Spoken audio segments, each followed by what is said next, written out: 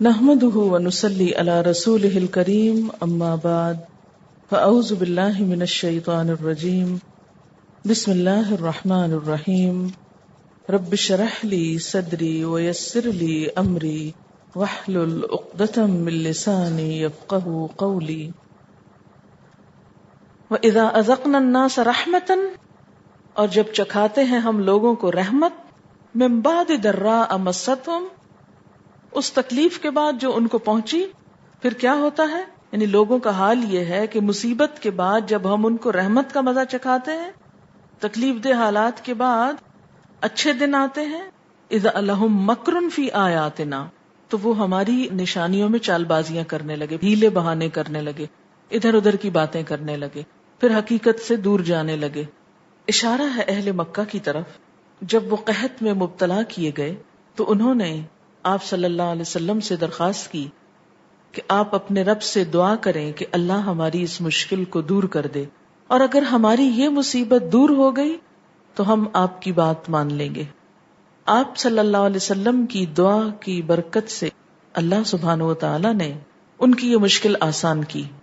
جب قحط دور ہو گیا تو اس کے بعد اپنا وعدہ پورا کرنے کی بجائے انہوں نے پھر آپ کے پیغام پر نکتہ چینیاں اور آپ کے لائے ہوئے دین یا آیات کے ساتھ مکاریاں شروع کر دی، یعنی شرک پر جمے رہنے کے بہانے تلاش کرنے شروع کر دیے۔ بنیادی طور پر معنی یہ بنتا ہے، موسیٰ علیہ السلام کا واقعہ آپ نے پڑھا ہوگا۔ فرعون کی قوم کہتی کہ اے موسیٰ، تم اپنے رب سے دعا کرو، یہ مشکل ہم سے ہٹا دے تو ہم بھی مان جائیں گے۔ جب مشکل ہٹ جاتی پھر وہ ادھر ادھر بہانے کے، پھر اور مصیبت آتی، پھر یہی کہتے، بار بار یہی کچھ کرتے رہے۔ اچھا، ہم لوگوں کا بھی حال کیا ہے؟ جب تکلیف آتی ہے تو ہم کیا کہتے ہیں؟ ایک دفعہ یہ دور ہو جائے پھر تو میں کوئی غلط کام نہیں کروں گی، صرف نیکی کے کام ہی کیا کروں گی۔ لیکن پھر کیا ہوتا ہے؟ اذا لہم مکر فی آیاتنا، پھر چال بازیاں کر کے، ہیلے بہانے کر کے اللہ کے احکامات کو ٹال دیتے ہیں۔ اللہ کی آیات کیا ہیں؟ خواہ کائنات کی ہوں یا قرآن کی، کہ اللہ ایک ہے، لیکن وہ لوگ اس بات کو ماننے کی بجائے اس چیز کے جواز تلاش کرنے لگے کہ شرک پر کیسے قائم رہ سکیں۔ اور ان کی مکاریوں میں مثلاً مکاری کیا تھی، اس کا ذکر پیچھے گزر چکا ہے، آیت نمبر ہے 18۔ وَيَعْبُدُونَ مِن دُونِ اللَّهِ مَا لَا يَضُرُّهُمْ وَلَا يَنفَعُهُمْ، وہ عبادت کرتے ہیں، پکارتے ہیں اللہ کے سوا ان ہستیوں کو جو ان کے نفع نقصان کی مالک نہیں، اور جب ان کو اس کے بارے میں پوچھا جاتا ہے یا اس سے منع کیا جاتا ہے تو وہ کیا کہتے ہیں؟ وَيَقُولُونَ هَؤُلَاءِ شُفَعَاؤُنَا عِندَ اللَّهِ، یہ تو اللہ کے پاس ہماری سفارش کریں گے یا سفارش کرتے ہیں، ہم ان کو نہیں خدا مانتے، ہم تو ان کو اپنا وسیلہ سمجھتے ہیں، خدا تک پہنچنے کا ذریعہ سمجھتے ہیں۔ اب یہ شفعاؤنا کہنا دراصل کیا ہے؟ ایک ہیلا سازی ہے نا، ہیلا بہانا ہے، ایک چال بازی ہے۔ ان کے اسی طرز عمل کا ذکر اللہ تعالیٰ کرتے ہوئے فرماتے ہیں کہ انسانوں کا حال یہ ہے کہ جب ان کو کوئی پریشانی آتی ہے اور پھر ہم اپنی رحمت سے وہ پریشانی ان کی دور کر دیتے ہیں تو پھر وہ اللہ کی بات ماننے کی بجائے اپنی نافرمانی کا کوئی بہانہ تلاش کر لیتے ہیں۔ اچھا، اگر ہم اپنی زندگی پر اس آیت کا اطلاق کریں تو ہمارا حال بھی یہی ہے۔ جب تکلیف آتی ہے تو ہم کیا وعدے کرتے ہیں؟ آج کے بعد یہ گناہ چھوڑ دیں گے، یہ غلط کام بالکل نہیں کریں گے۔ ایک دفعہ اللہ تعالی ہمیں اس مشکل سے نکالے تو، لیکن جب مشکل دور ہو جاتی ہے، اذا اذقنا الناس رحمتا من بعد ضراء مستهم، تو پھر ہم کیا کرنے لگتے؟ اذا لہم مکر کرنے لگتے ہیں، بہانے کرنے لگتے ہیں، ہیلے کرنے لگتے ہیں، تعویلیں کرنے لگتے ہیں، عذر تلاش کرنے لگتے ہیں، جواز ڈھونڈنے لگتے ہیں کہ کیا کریں، اس کے بغیر تو گزارا ہی نہیں۔ سوچئے اپنی زندگی کے کسی مشکل مرحلے کو اور اس وقت کے وعدے کو کہ آج کے بعد یہ غلط کام نہیں کروں گا، اور جب مشکل ٹلی اور حالات نارمل ہوئے، اللہ کی رحمت اور نعمت پھر زندگی میں آ گئی اور وہی وعدہ بھول گیا جو اللہ سے کیا تھا کہ آئندہ نہیں کریں گے، اور پھر پہلے تو شاید انجانے میں کر رہے تھے، غفلت اور سستی سے کر رہے تھے، لیکن اب وعدہ کرنے کے بعد ہیلے بہانے اور عذر تراش کے کرنے لگے، اس کے جواز ڈھونڈنے لگے. یاد آیا کچھ؟ یہ زندگی میں عام رویہ ہے ہم لوگوں کا. اب دیکھیں کہ کچھ چوٹ بھی لگ جاتی نا، مثلاً چھری سے کٹ لگ گیا ہاتھ کو، تو ہم سوچتے کوئی غلطی کی ہوگی، پھر غلطی یاد بھی آ جاتی، وہ فلاں کی تھی نا، توبہ استغفار، آج کے بعد تو کبھی نہیں کروں گی. پھر جب وہ کٹ وغیرہ بالکل ٹھیک ہو گیا، پھر وہی غلطی دہرانے لگ گئے اور وہ بھی بھول گئے. اور جب غلطی کرنے لگے اس وقت فلاں بھی تو ایسا کرتا ہے، وہ ساری دنیا یہی کچھ کر رہی ہے. یہ رویہ انسان کا اور یہ عادت اور یہ حالت سب اللہ کے علم میں ہے، اور انسان کی اس کمزوری سے اللہ تعالی خوب واقف ہے. عقل مند وہ ہے جو اپنے نفس کو اپنا تابع کر لے اور اپنے سے منوا لے. آپ دیکھیں کہ جو کام ہم کرنا چاہتے ہیں اس کے لیے ہم کسی چیز کو مجبوری نہیں بننے دیتے، کسی چیز کو رکاوٹ نہیں بننے دیتے، اور جو کام ہم نہ کرنا چاہیں اس کے لیے 101 بہانے ہم رکھتے ہیں. ایسے ایسے عذر اور جواز تلاش کرتے ہیں کہ انسان حیران ہو جائے. لیکن کوئی بھی غلط کام جس کو ہمارا ضمیر، علم، دل، دماغ غلط سمجھتا ہو اور پھر ہم اس کے کرنے پر اصرار کر رہے ہوں، تو ایک بات ضرور سوچ لیجئے کہ میرا یہ اصرار اور میرا یہ بہانہ اور میری یہ تعویل اور میرا یہ عذر کیا اللہ کے ہاں قبول ہو جائے گا؟ کیا میں اللہ کو اس پر راضی کر سکوں گی؟ جب ہم کسی انسان کے ساتھ زیادتی کرتے ہیں تو عموماً ہم کوئی نہ کوئی بہانہ تلاش کر لیتے ہیں. مثلاً آپ نے کسی کو تانا دیا، جب دیکھا کہ اس کو برا لگا تو کہا میں تو ایسے مذاق کر رہی تھی. اب انسان کو تو ہم جھوٹ بول کے بہلا سکتے ہیں کہ نہیں مذاق تھا، اور ہو سکتا ہے وہ بھی اسے مذاق ہی سمجھ لے. کیا ہم جب اللہ تعالی کے ساتھ ہیلے بہانے کرتے ہیں غلط کاموں کے تو وہ بھی اس کو مان لے گا؟ کیا اس کے سامنے حقیقت کھلی ہوئی نہیں ہے؟ بندے کو تو ہمارے دل کا حال نہیں معلوم کہ ہم مذاق کر رہے تھے یا سیریس تھے یا واقعی کچھ ستانا سنانا چاہتے تھے، کیا کرنا چاہتے تھے، اس انسان بیچارے کو تو خبر نہیں. لیکن اللہ کو تو ہر بات کی خبر ہے. ہم بندوں کو راضی کر سکتے ہیں، اللہ کو نہیں کر سکتے. آخرت سامنے جب آئے گی، سب غیب کا پردہ ہٹ جائے گا، ہر چیز روشن ہو جائے گی، اس وقت سب عذر بہانے بھول جائیں گے. تو یہاں مکر انسان کی اس کیفیت کو کہا جا رہا ہے جو وہ غلط کام کرتے وقت روپ دھار لیتا ہے. کبھی بے وقوف بن جاتا ہے، کبھی معصوم بن جاتا ہے، کبھی لا علم بن جاتا ہے، کبھی مجبور بن جاتا ہے، کبھی معذور ہو جاتا ہے. قل اللہ اسرع مکرا، کہہ دیجئے اللہ اپنی چال میں بڑا تیز ہے. مکر کا لفظ عربی زبان میں دراصل خفیہ تدبیر اور حکمت عملی کے لیے استعمال ہوتا ہے، جو اچھی بھی ہو سکتی ہے بری بھی ہو سکتی ہے، دونوں معنوں میں استعمال ہوتا ہے. خفیہ تدبیر اور حکمت عملی. حکمت عملی کیا ہوتا ہے؟ کسی بھی کام کو کرنے کی جو پلاننگ ہے یا اسٹریٹجی ہے، طریقہ کار ہے. فرمایا اللہ اس سے زیادہ وہ سکین کر لیتا ہے، زیادہ جلدی جان لیتا ہے. انسان کے دل سے بھی خیال اٹھا نہیں ہوتا، وہ مکر اس کو سوجا نہیں ہوتا، اس کو پہلے پتا چل جاتا ہے کیا ہونے والا ہے. اب دیکھیں کہ مثلاً آپ اپنے بچوں کی باتوں کو بہت سمجھتے ہیں نا کہ اب یہ اس نے یہ غلط کام کی، لیکن اب یہ اس پہ بہانہ کرے گا. آپ کو پہلے سے پتا چل جاتا ہے کہ آپ نے اس کو یہ کہا تو وہ آگے سے یہ کہے گا، حالانکہ آپ غیب نہیں جانتے. تو جو رب غیب جانتا ہے اس کو تو پہلے سے ہی پتا ہے یہ کیا کرنے والا ہے میرا بنایا ہوا. تو پھر اللہ اپنی چال میں تم سے زیادہ تیز ہے.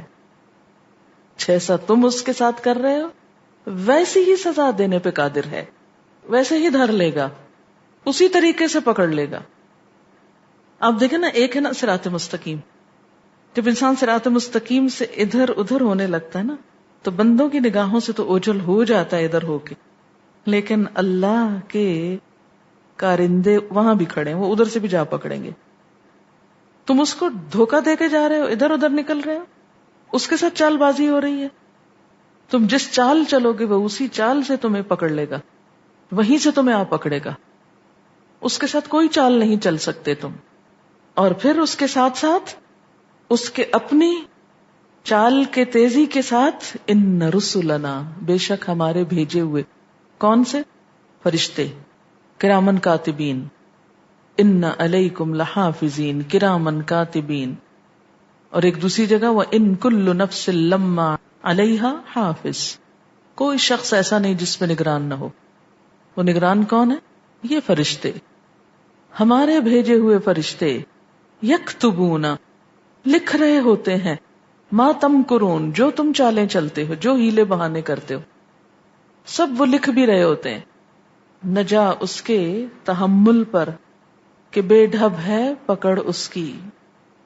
یعنی اگر اب تک تمہاری پکڑ نہیں ہوئی اور وہ تحمل سے کام لے رہا ہے تو اس پہ تم بے فکر نہ ہو جاؤ، اس پر تم مطمئن نہ ہو جاؤ. ہیلا سازیوں میں ایک مشہور قوم کا واقعہ آپ نے پڑھا تھا، کون سا؟ سبت کا واقعہ. انہوں نے چال چلی تھی نا کہ اچھا جمعے کی شام کو چال لگا دیتے ہیں، اتوار کو نکال لیں گے. اور ہم کیا کہیں گے کہ یہ ہم نے یہ تو نہیں کیا تھا، ہم نے تو ہفتے کو کچھ بھی نہیں کیا. ہاں تو بالکل بے گناہ لوگ ہیں، ہمارا تو کوئی قصور ہی نہیں. اسی لیے اللہ نے ان کو بندر بنایا، جو انسان سے ملتی جلتی چیز ہے کہ تم بھی انسانوں ہی جیسے لگ رہے ہو، لیکن وہ انسان نہ تھے. بندر قریب ترین چیز ہے نا انسان کی. وہ ان کی ہیلا سازی اور چال بازی کی سزا تھی کہ ان کو مسخ کیا گیا، ان کی شکل بگاڑ دی گئی. اسرع مکرا هو الذی، وہ اللہ وہ ذات ہے، یسیرکم، جو چلاتا ہے تم کو، سیر کراتا ہے تم کو، فی البر والبحر، خشکی میں اور سمندر میں. اس نے تم کو چلنے کی توفیق دی. یہ جو انسان کی چال ہے نا اور چلنا، یہ بھی اللہ کی نشانیوں میں سے ایک نشانی. اب دیکھیں کہ اکثر جانور 4 پائے ہیں نا، 4 پاؤں پہ چلتے، انسان 2 پہ چلتا ہے اور بالکل سٹریٹ کھڑا ہے. کتنی حیرت کی بات ہے. مثلاً اور جو دوسرے جانور ہیں نا جو 2 پاؤں پہ ہیں، ان کی ساخت مختلف ہے انسان سے. مثلاً مرغی ہے یا چڑیا ہے تو وہ مثلاً 2 ٹانگیں ہیں تو وہ ان کا ذرا سا کرو ہے اوپر سے، لیکن ہم بالکل سٹریٹ ہیں، سیدھے. اور کس طرح ایک کے بعد ایک پاؤں اٹھاتے چلے جاتے ہیں اور گرتے نہیں ادھر ادھر آگے پیچھے. اور پاؤں کی آپ ہڈیوں کو اگر غور کریں تو کتنے چھوٹے چھوٹے جوڑ اس بہترین طریقے سے لگے ہوئے ہیں کہ جو چلنے میں پوری طرح کارآمد ہے. هو الذی یسیرکم، وہ چلاتا ہے تم کو. یہ تمہارا چلنا اس کی رحمت ہے.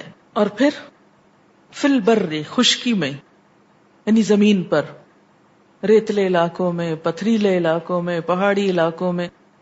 کتنے پرفیکٹ بنایا اللہ نے انسان کو کہ زمین ساری لیول نہیں ہے، کہیں مٹی ہے، کہیں پتھریلی ہے، کہیں اونچی نیچی ہے. اگر ہم روبوٹ کی طرح ہوتے تو سیدھے سیدھے تو شاید چلتے، جہاں اوپر نیچے آتے وہاں گر پڑتے.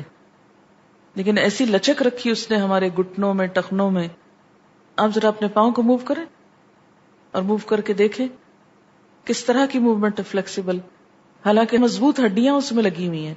کس قدر حیرت کی چیز ہے نا، کس طرح ہم ان کو یوز کرتے چلے جاتے ہیں، ساری ساری زندگی استعمال کرتے ہیں اور کبھی ایک دفعہ شکر بجا نہیں لاتے اس نعمت کا.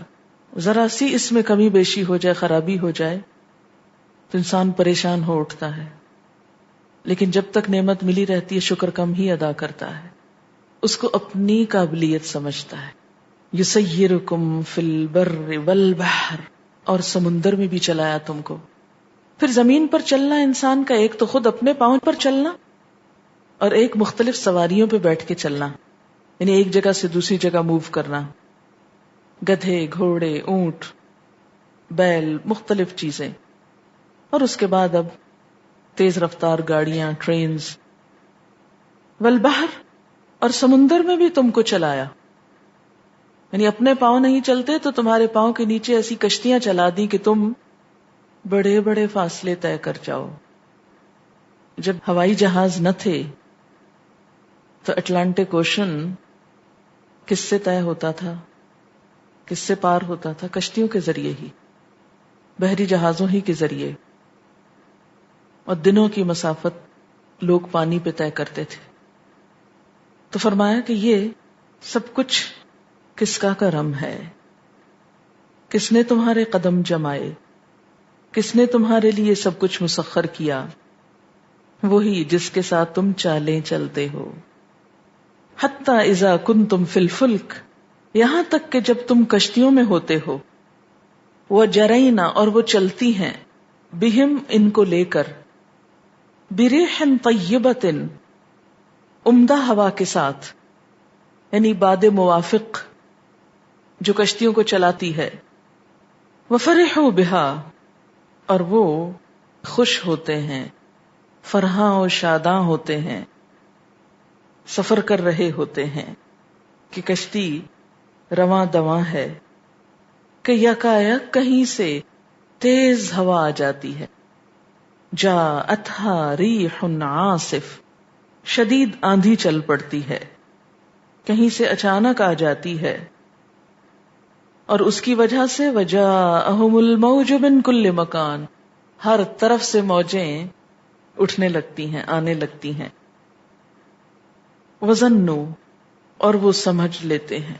ظن کا لفظ آپ کو یاد ہوگا کہ ازداد میں سے ہے، گمان اور یقین. وہ خیال کرنے لگتے ہیں، یعنی بعض اوقات خیال ہوتا اور بعض اوقات یقین ہو جاتا ہے. کس بات کا؟ انہم احیط بہم، کہ ان کو گھیر لیا گیا. اب یہ بھنور ان کو گھیر لے گا، یہ ہوا کی تیزی ان کو اپنے اندر سمیٹ لے گی. انہم احیط بہم، کہ ان کو گھیر لیا گیا، بالکل ایسے ہی جیسے کسی شہر کو دشمنوں کی فوج گھیر لیتی ہے، اپنی گرفت میں لے لیتی ہے. دعوا اللہ مخلصین لہ الدین، تو پکارنے لگتے ہیں اللہ کو خالص کرتے ہوئے اسی کے لیے دین کو. پھر وہ سب چالیں بھول جاتے ہیں، سب شریک بھول جاتے ہیں، سب بہانے ختم ہو جاتے ہیں، صرف اللہ کو پکارتے ہیں خالص کرتے ہوئے اسی کے لیے دین کو. یعنی انسانی فطرت توحید کو پہچان لیتی ہے، یہ مشکلات اس کے دین کو خالص کر دیتی ہیں. اور اس وقت انسان کیا وعدہ کرتا ہے؟ لئن انجیتنا من ہذہ، کہ اگر تو نے اس سے ہم کو نجات دے دی، لنکونن من الشاکرین، تو ہم ضرور ہو جائیں گے شکر گزاروں میں سے. کہ اللہ اگر تو نے اس سفر میں، اس بھنور سے، اس مصیبت سے خیر خیریت کے ساتھ منزل تک پہنچا دیا تو ہم بہت شکر گزار ہوں گے. آپ کو یاد ہوگا واقعہ اکرمہ بن ابی جہل کا، کہ جب مکہ فتح ہوا تو وہ مکہ سے بھاگ گیا کہ میں یہاں نہیں رہ سکتا، اور ویسے رہتا بھی تو پکڑا جاتا. جاتے جاتے وہ سمندر کی طرف جا پہنچا، وہاں ایک کشتی پہ سوار ہوا، راستے میں طوفان آ گیا. ملاح نے کہا کہ اللہ کو پکارو. تو اکرمہ نے سوچا اگر سمندر میں صرف اللہ نجات دے سکتا ہے تو خشکی میں کون دیتا ہے؟ پھر وہاں کسی دیوتا دیوی کو پکارنے کا کیا مطلب ہے؟ وہ تعصب کا، ضد کا، عداوت کا پردہ ہٹ گیا، اور اس مشکل گھڑی میں ایک دم وہ حقیقت کو پہچان گیا اور ارادہ کر لیا کہ اگر اللہ نے اس مشکل سے نجات دی تو میں مسلمان ہو جاؤں گا. اور واقعی کشتی سمندر کے کنارے آ لگی اور وہ فوراً واپس مکہ گئے اور مسلمان ہو گئے. لیکن بہت کم لوگ ہیں جو ایسے عہد پورے کرتے ہیں. عام طور پہ کیا ہوتا ہے، جب کوئی پریشانی آتی ہے ہم بڑی بڑی منتیں، نظریں مان لیتے ہیں. جب پریشانی ختم ہو جاتی ہے پھر کوئی بہانے ڈھونڈتے ہیں کہ اس سے کیسے نکلیں باہر، یہ بے وجہ کا بوجھ جو اپنے اوپر ڈال لیا ہے اس سے کیسے نجات حاصل کریں. فلما انجاہم، پھر جب وہ ان کو نجات دے دیتا ہے، اذا ہم یبغون فی الارض بغیر الحق، تو جب وہ زمین میں ناحق بغاوت کرتے ہیں، پھر سرکش ہو جاتے ہیں، پھر تکبر کرنے لگتے ہیں، وہ عاجزی زاری سب بھول بیٹھتے ہیں. اللہ تعالیٰ ایسے لوگوں کو پکارتے ہیں، یا ایھا الناس، اے لوگو، انما بغیکم علی انفسکم، بے شک تمہاری بغاوت تمہارے نفسوں پر پڑنے والی ہے، تمہاری اس بغاوت کا نتیجہ خود تمہیں کو بھگتنا ہے، تمہاری یہ سرکشی تم کو ہی نقصان دے گی، علی انفسکم، تم پہ پڑے گی. متاع الحیات الدنیا، دنیا کی زندگی کا فائدہ ہے. یہ سرکشی انسان کرتا کیوں ہے؟ دنیا کے چند فائدوں کی خاطر، دنیا کے چند مزوں کی خاطر. ثم الینا مرجعکم، پھر ہماری طرف تمہارا لوٹنا ہے، واپسی ہماری طرف ہوگی. فننبئکم، پھر ہم تم کو بتائیں گے، بما کنتم تعملون، جو کچھ تم عمل کرتے رہے ہو. کتنے دن آخر سرکشی کرو گے؟ کتنے دن اللہ کو ناراض کرو گے؟ کتنے دن یہ منمانی کرو گے؟ سوچنے کی بات ہے نا کہ ہم اس دنیا میں اپنی مرضی کے مطابق جینا چاہتے، اللہ کی بات نہیں ماننا چاہتے. کوئی بھی ایسا عمل سوچ لیں کہ اللہ تعالیٰ کا حکم کچھ اور ہے اور ہم کچھ اور کر رہے ہیں. کوئی بھی چیز ہر ایک کو پتا ہوتا ہے اپنا اپنا، اور اپنا ہی جائزہ اپنے فائدے میں ہے، دوسروں کا جائزہ ہمارے فائدے میں نہیں، اپنا جائزہ اپنے فائدے میں ہے. تو انسان سوچے آخر کتنے دن اللہ سے بھاگوں گا اور کہاں تک بھاگ کے جاؤں گا، کس جزیرے میں، اور جہاں جاؤں گا کیا وہاں اللہ موجود نہیں؟ وہاں بھی تو وہ ہے. متاع الحیات الدنیا ثم الینا مرجعکم، واپسی ہماری طرف ہے. فننبئکم، پھر ہم بتائیں گے تم کو. کیا شک ہے میں اس پہ؟ اگر یقین ہو تو لازماً ہم اپنا رستہ بدل لیں، لازماً اپنے عمل میں تبدیلی پیدا کریں. ہماری ڈھٹائی کی اصل وجہ یہ ہے کہ ہم سمجھتے کوئی نہیں، ایسے ہی کہاں پوچھا جائے گا. لو اب اللہ تعالیٰ ایک ایک کو کھڑے کر کے تو اس سے پوچھنا شروع کر دیں گے. یہ نہیں ہونے کا. پھر یا تو آپ کا دل سچا ہے یا یہ آیت سچی ہے. فننبئکم، ہم بتائیں گے تم کو، بما کنتم تعملون، جو کچھ تم عمل کرتے رہے ہو، تمہارے اعمال تم کو دکھائیں گے. انما مثل الحیات الدنیا، بے شک دنیا کی زندگی کی مثال کیسی ہے؟ کما ان، پانی کی طرح.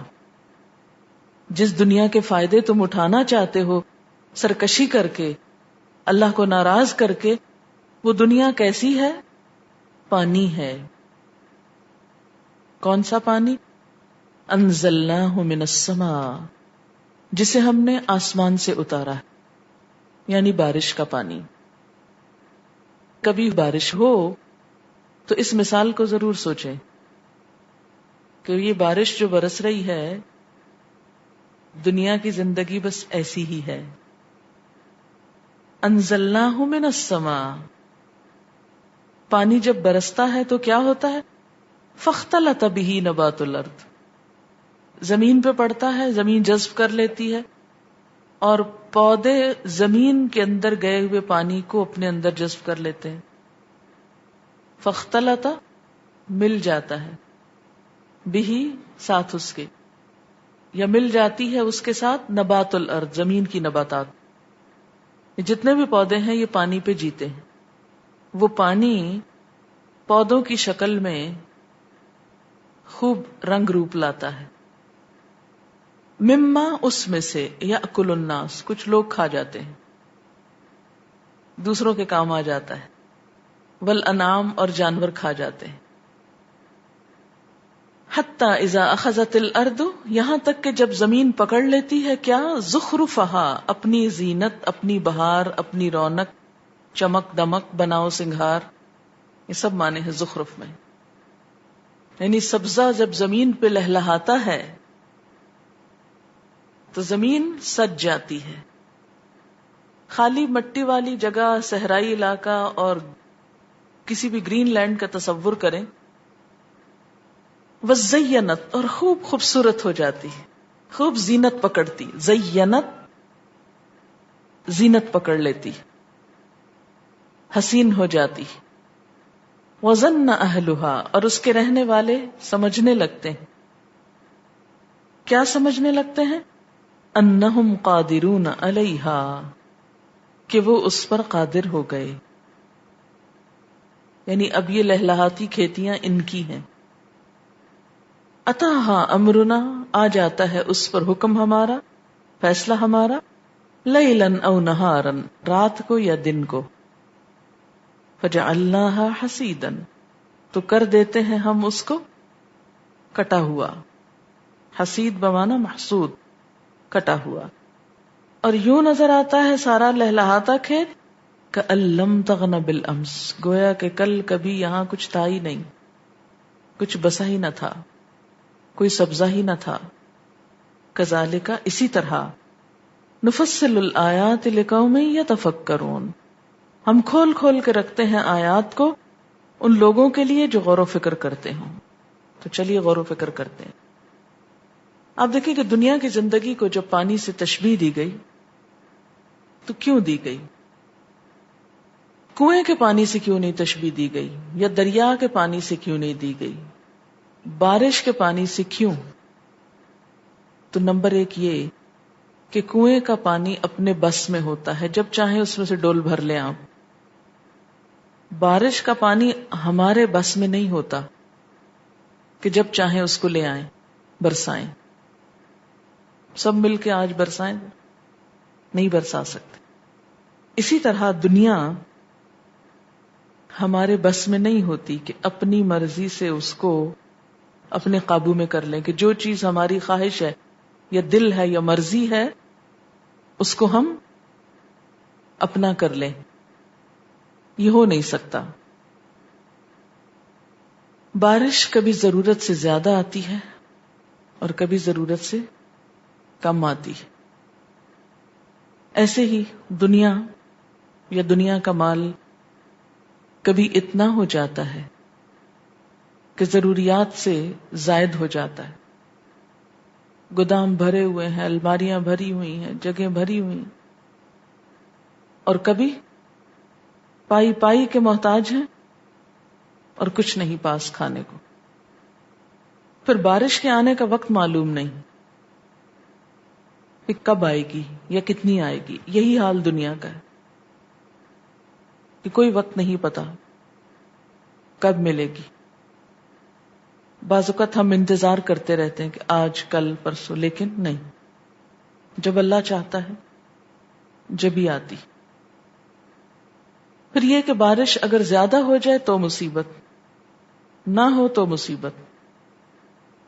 دنیا بھی اگر زیادہ ہو جائے تو آزمائش، نہ ہو تو آزمائش.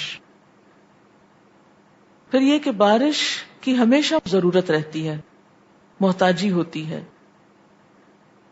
آپ کنویں سے، دریا سے جتنا مرضی کھیتوں کو پانی لگائیں، لیکن بارش سے جو سبزہ پیدا ہوتا ہے وہ آپ کے لگائے ہوئے پانی سے پیدا نہیں ہوتا. کبھی آپ نے غور کیا ہوگا کہ بارش برسنے کے بعد جتنی تیزی سے گھاس اگتا ہے اتنا آپ روز بھی پانی لگائیں تو نہیں اگتا. جس طرح درخت سرسبز ہو جاتے ہیں، دھل جاتے ہیں، تو جو رونق اور جو زینت اس میں ہے وہ کسی اور چیز میں نہیں. پھر یہ کہ بارش ہر جگہ برستی ہے لیکن فائدہ صرف اچھی زمین کو ہوتا ہے. دنیا بہت سے لوگوں کے پاس آتی ہے لیکن اس سے صحیح معنوں میں فائدہ اپنی آخرت کا صرف چند لوگ اٹھاتے ہیں. مال اللہ بہت سے لوگوں کو دیتا ہے لیکن ہر ایک کو خیر اور بھلائی کے کام میں خرچ کرنے کی توفیق نہیں ملتی، وہ چند لوگوں کو ہوتی. وآخر دعوانا ان الحمد للہ رب العالمین. سبحانک اللہم وبحمدک نشہد ان لا الہ الا انت نستغفرک ونتوب الیک. السلام علیکم ورحمۃ اللہ وبرکاتہ.